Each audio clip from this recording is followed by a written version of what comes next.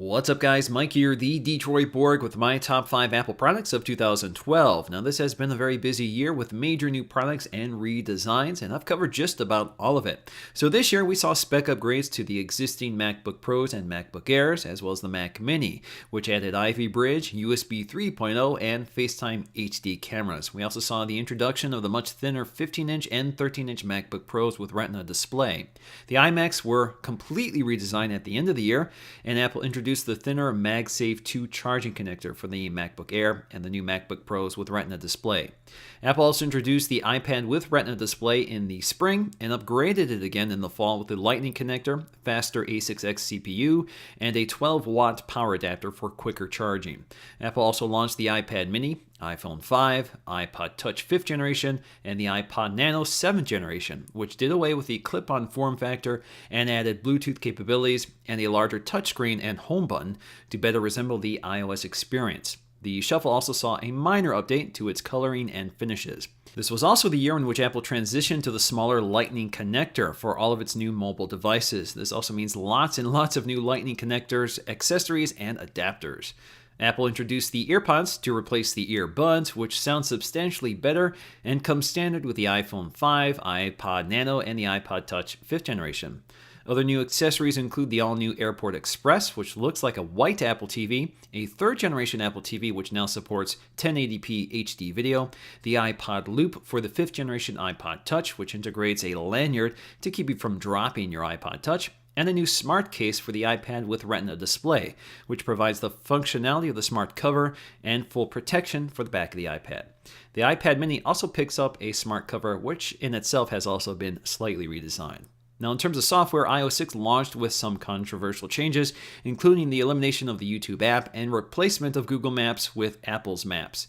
Other enhancements include Passbook camera with panorama mode, share photo streams, Facebook integration, and Siri on the iPad.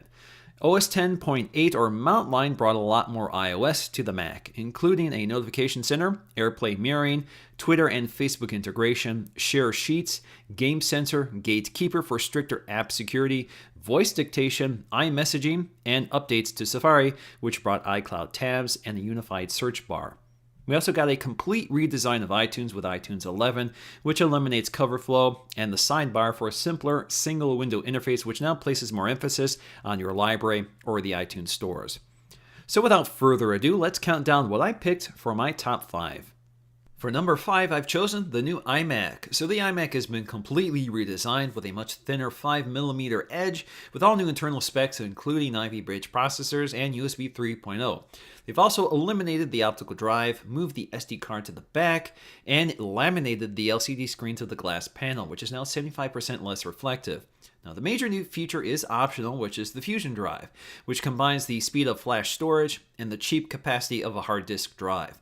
This means that you can get the read-write speeds of an SSD, but the capacity of a hard disk drive. And so far, I've been incredibly happy with this feature. For the most part, it feels like I'm using an SSD at all times without the storage compromise. So overall, the iMac looks and performs much better than before, but the future changes are fairly incremental, and really this is pretty much a design update, and it does look pretty good. For number 4, I've chosen the 3rd and 4th generation iPad with Retina display. Now, the 3rd generation iPad introduced in March quadrupled the pixel density of the 2nd gen iPad and enhanced other display qualities such as color accuracy and contrast. This makes the iPad with Retina display one of the best mobile displays on the market. Apple also bumped up the specs to drive all of those pixels and increased the size of the battery, which took longer to charge.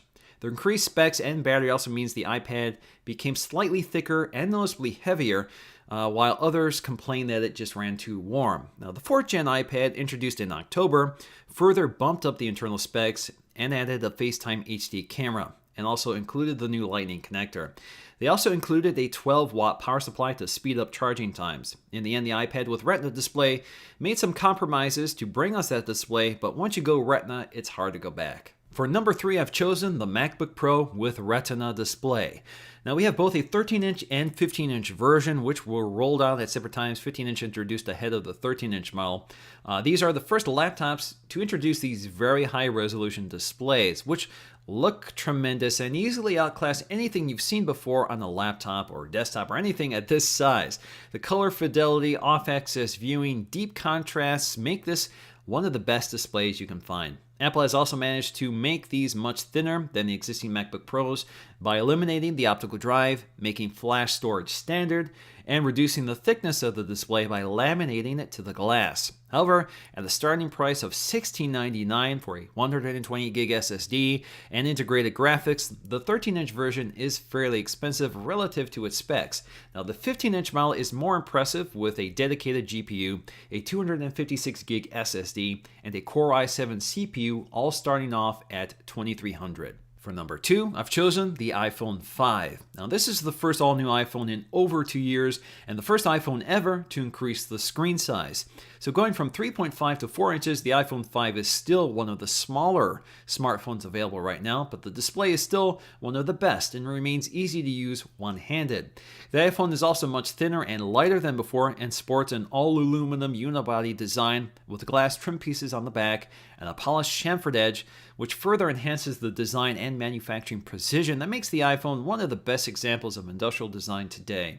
The iPhone 5 also adds 4G LTE, a FaceTime HD camera, and the Lightning connector. This is one of Apple's most polished and perfected devices from the hardware to the software, but outside of LTE, there really is no major new feature or innovation with the iPhone 5. Regardless, the iPhone 5's design, size, camera quality, and software still make it my favorite phone in my gadget arsenal.